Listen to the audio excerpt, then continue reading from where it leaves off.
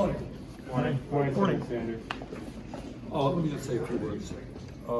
Number one, I think before there is a vote in the House on the infrastructure bill, the members of the House have a right to know that 50 U.S. senators are supporting a strong reconciliation bill.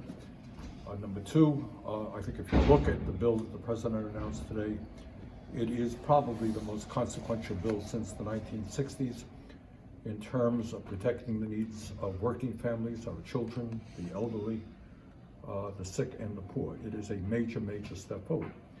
But clearly, to my mind, it has some major gaps in it. The American people are very, very clear that they are sick and tired of paying the highest prices in the world for prescription drugs. There is, to the best of my knowledge, no language in there that takes on the pharmaceutical industry, demands Medicare, negotiating prices and lowers the cost of prescription drugs in America, and that's a major problem in the bill.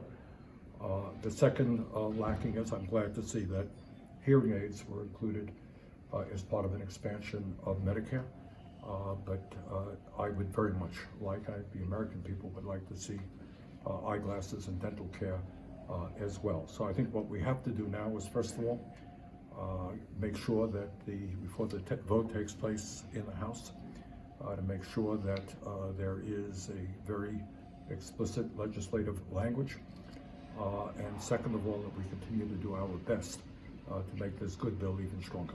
Does it have your support right now, Senator Sanders? Well, I'm going to do my best to make a good bill even stronger, so I can't answer that question. Will you try to right add now. more Medicare Yeah. into it? There are a number of concerns. Paid family medical leave is also a great concern. But I'm glad that we were able to get hearing aids, which will be have a real impact on millions of older people in America.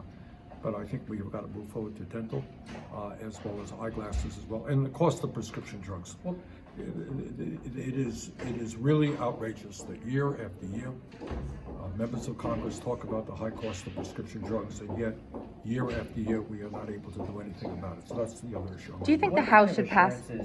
Do you need from Senator's Mansion to send him up? I don't need anything. They need, they are going to have to, the members of the House, in my view, are going to have an insurance. What we have said is, all of you know, from day one, that both of these bills are linked. I support the infrastructure bill, but I want to see a strong Build Back Better bill as well, and they're linked together. So what you don't want to see is the infrastructure bill passed and then not have the kind of Build Back Better bill that we need, and that's why you need 50 members on board before there should be a vote, in my view, in the House. Speaker Pelosi wants to hold that vote tonight. So will members of the House have that assurance? I can't answer that. I honestly don't know. So you're not on board with this framework as it's now drafted? I want to see it in language. I want to see it improved. And again, I think it's important to state that if you look at what's in this bill, we are doing in this bill what has not been done in many, many decades in protecting the needs of working families, the children, our environment, climate change. It is really quite consequential, but I think it needs to be improved, and I'm going to do my best to. What was your message to House progressives? I just gave it. Thank you very much. Thank you.